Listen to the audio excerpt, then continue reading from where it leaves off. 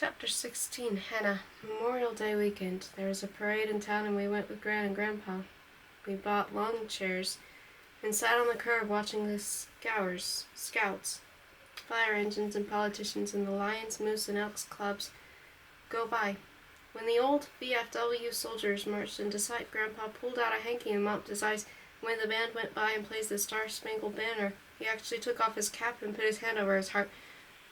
At first I was embarrassed because nobody does that, and then my mother looked like she was feeling it, and Gran had taken Grandpa's arm, and Father looked really solemn. I was like, OMG, they're killing me, so I gritted my teeth, and finally the band moved past. The town always gives out free hot dogs in the park afterward, and Gran's knees were too bad to walk that far, and my parents wanted to go home and get out our own picnic going, so I said I'd just walk through real fast, and it would definitely be fast because I was alone, and hanging out alone is no fun, and I'd meet them back home. So they left and I walked down to the park, where the cliques were in full swing, and where it made it kind of boring, except that Crystal's brother told me they were having another party in the woods Monday afternoon if I wanted to come. Sounds good, I said, and decided to leave because there was really no one there I wanted to see, so I cut across the park and was heading up the sidewalk when a Harley's appeared over the hill, and yes, it was Jesse, and my heart gave this weird leap. At first I thought he wasn't going to stop at all, then I thought, okay, maybe he's just going to wave and keep going, so I tried not to take it personally, but then at the last minute, he pulled the bike to the curb and shut it off. Hi, I said, unable to stop smiling. Hey, Hannah, he said, and gave me this quirky smile, like he was kind of bemused at seeing me in daylight. What's up? He took off his shades, hesitated, and then pulled off his helmet. He had on a red bandana underneath it. Nothing much, I said, beaming. He shook his head and gave this laugh, a good laugh, and it looked at me. You always this happy? No, I said, laughing. It's you. Every time I see you, I don't know, you make me smile. Well, that's good, he said, grinning. Yeah, it is, I say, because OMG was the best feeling. So, you going to the park? When I get there, he said, putting down the kickstand and relaxing. You leaving? I was, I said with a shrug. Nobody's really there but Crystal's brother. He said there's another party in the woods on Monday afternoon. I smiled again. I couldn't help it. Oh yeah, he said, looking away and smiling. Too bad I'm working. On a holiday? Double time plus, he said, nodding. So where are you headed? Home, I said. We're having a picnic with the neighbors. I'll be the only one there under 40. The minute I said it, I wanted to take it back because there was no way he could bring that tattoo to family picnic. I mean, I don't really care. He let it go. No Crystal or your other friend? No, they got boyfriends, so I hardly see them at all, I said, wedging my hands in my back pockets and cocking my head. So I'm kind of on my own now. He nodded, staying out of trouble. My smile widened. Not of my own free will. He laughed, and we kind of hit a stalemate. Well, I said after a minute, I didn't bring an extra helmet or I'd give you a ride home. He said, oh, that sucks, I said, making a face. Riding's fun. He gazed at me as if deliberating, then looked down at the row of bikes lined up at the edge of the park and the guys gathered around them. Oh, Granger's down there, so is Big Steve. You want me to see if I can borrow you one? Okay, I said happily.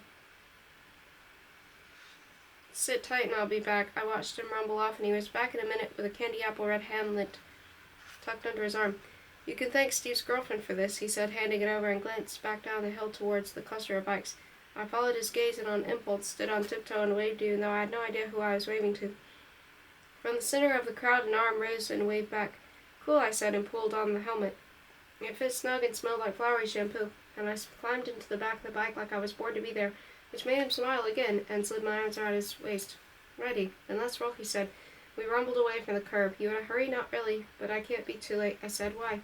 I figured we'd take the scenic route down along the canal, he said.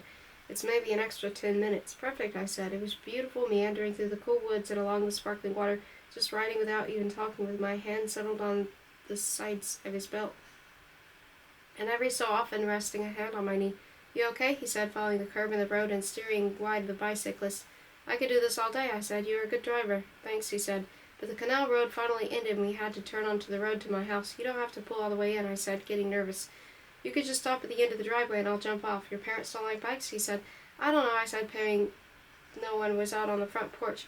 The last time you brought me home, no one was here, so they never knew. Okay, he said, flicking on a signal light to make the turn into my driveway. I didn't see anyone on the porch, so they were probably all out back, but this area was so quiet except for the birds that they probably heard us coming a mile away. The key was to get him out of here before anyone came around and waved us toward the house. The key was to keep that tattoo and all they would interpret it as out of sight. And he pulled in and did a half moon at the edge of the driveway. I fumbled with the helmet, yanked it off, and handed it to him. That was fun, thanks for the ride home. I glanced at the house and saw my mother standing at the front door watching. Still, the combination of the motorcycle engine plus the acre between her and me would let me pretend that even if she called I couldn't hear her. Sure, no problem, he said, glancing at me, then passed to my mother and back at me. His smile deepened. Have a good one. You too, and, I'm probably not even going to that party on Monday now, I said in a rush, blushing as his smile grew quizzical. I mean, I don't know. I might have something else to do. Stop it, I said, laughing, giving his arm a playful whack. Go already, or who knows what will come out of my mouth. He laughed. That could be interesting. Go, I said, and waved as he pulled out. My cell phone rang. I pulled it out from my pocket. Hi, Mom. Since when do you know boys with motorcycles? She said. Mom, gee, I only know one, I said, waving to her. Who is he? She said, coming out onto the porch.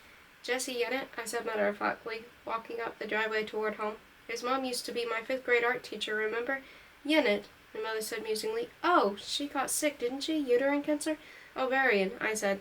Terrible, my mother said, sinking onto the porch swing. Yes, I remember now. My God, her husband was a basket case, and did you guys eat? I interrupted, because if I didn't, she'd go on forever.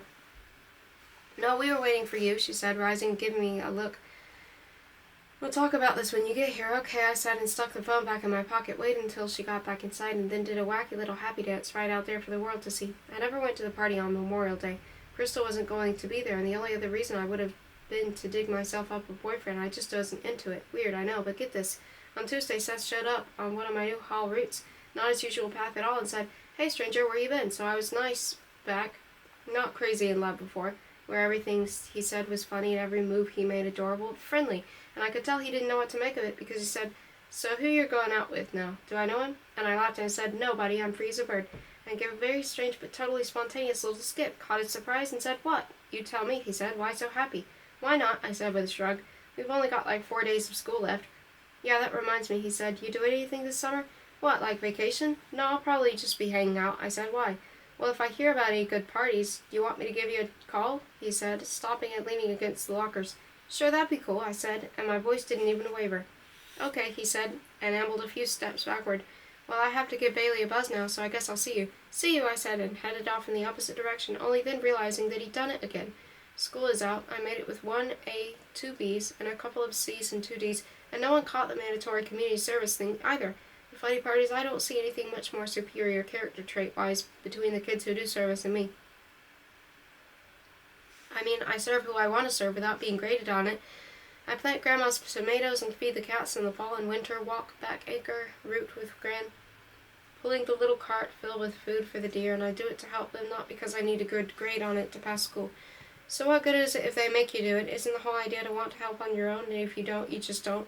I don't know, maybe it's me, but I'll tell you this, if you're only doing it because other people are watching, then what is it really worth? Well, Crystal called and told me Jesse left on a month-long cross-country motorcycle trip with a couple of friends. I said, Wow, that's half the summer. When did he leave? Yesterday, she said. You didn't know?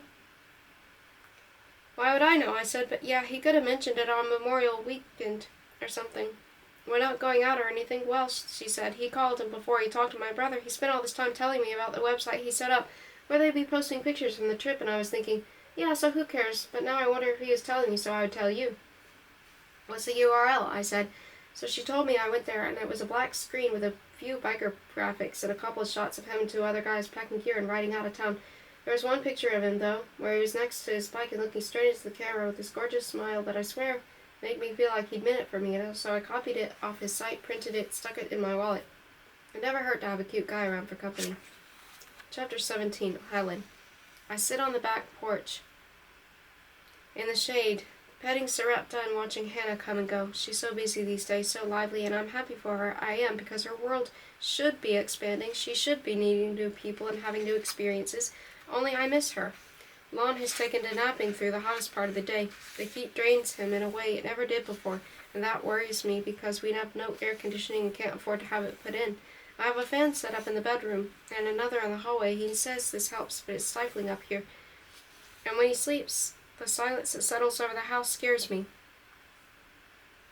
I got up to check on him often, forcing my knees to take the stairs and avoiding creaky spots in the hallway. I ease the door open, and if he isn't snoring, I watch his silhouette in the murky light until I'm certain he see his chest rising and falling, then go carefully out and back down the stairs.